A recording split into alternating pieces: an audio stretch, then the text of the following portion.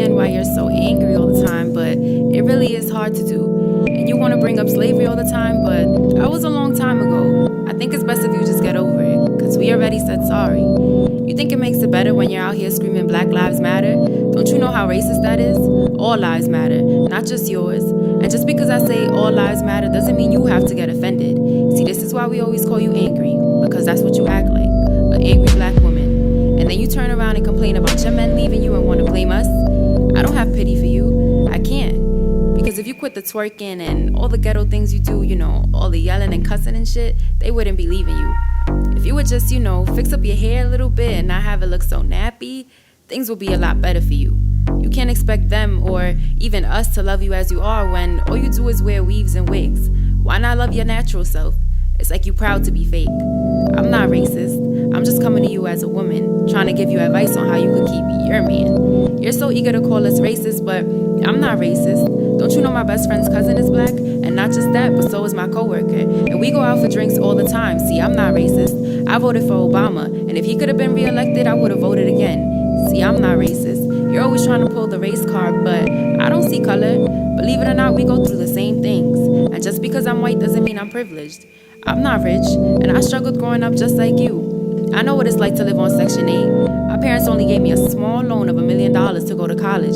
I had to work for the rest. You think it was fucking easy for me? I had to work for this shit. I had to earn this shit. I bust my ass working long hours and paying taxes. I don't get to lie on my back like you and sit around waiting on governmental assistance. What is there to be so mad about? You want to be mad at us when you should be getting your priorities straight instead of having kids left and right. And you want to blame our cops for killing your men. Why not tell your men to stop being thugs? You want to be mad at us, blame Trump, blame everyone but your own damn race. Your kind is out here killing each other day and night, and you expect us to feel pity when cops do their job and kill a couple thugs? What's so hard about them giving out an ID when asked? What's so hard about them just fucking complying? You want to make us all look so bad and blame us. Blame us for this, blame us for that. Is there anything you niggas take blame for? If your race would stop trying to make everything about race, we wouldn't have these problems. You see, I try to embrace your culture and connect us, but you complain about me trying to steal your shit? I'm not racist. It's just my opinion. I wish I understood where you were coming from, but I just can't understand why you're so mad for it. And talking about this race stuff, it just makes me uncomfortable. Us women have to stick together. I wish you could see that.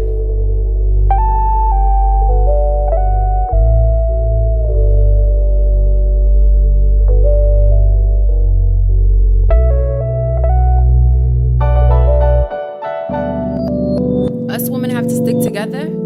You're right, I like that.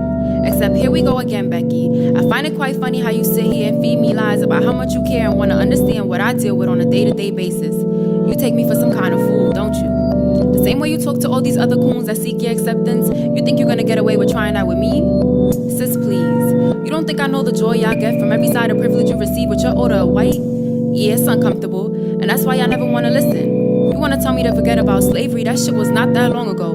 You want to try to erase my history, whitewash the textbooks, but think an apology makes up for it? Nobody asked for your bullshit apology, but you decided to give it anyways. And let me just clarify that nobody blames you for supposedly taking our men. I'm sorry if you really thought your advice was necessary, cause see, let's talk about it.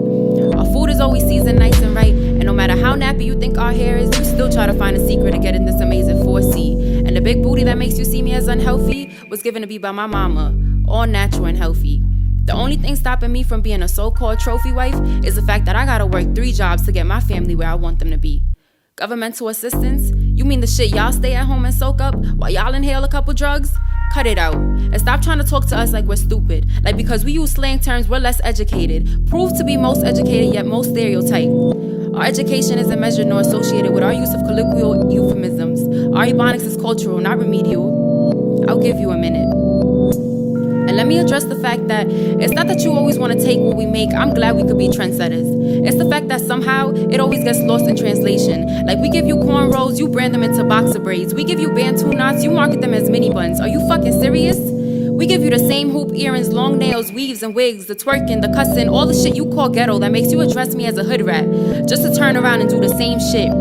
Just to turn around and do the same shit and be glorified for it. Talk about some fucking privilege. But yet you're still gonna sit here and believe that because you're white, you're not privileged? Why the fuck do I even bother explaining this shit to you? It must be nice, right? To criticize and torment my culture, yet be able to steal it, make it your own and be celebrated for it. It must be nice to not worry about the men in your life stepping outside because they're always protected. You don't know what it's like to go out for snacks, end up lying dead on your back. Your kids don't go to the park and have to worry about being gunned down for playing with fake toys. You don't know. You can't even imagine what this shit feels like.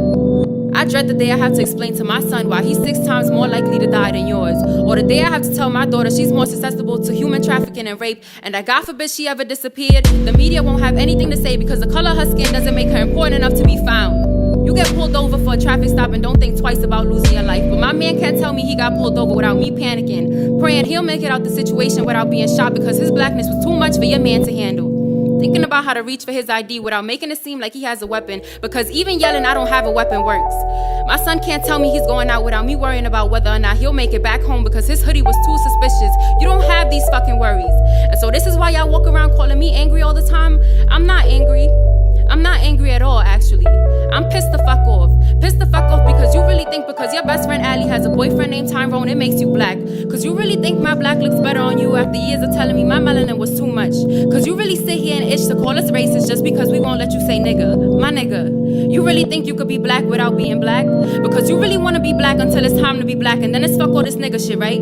Cause you really think Black Lives Matter is a terrorist group, yeah, you praise the KKK. Until the day you wake the fuck up and see it for what it really is.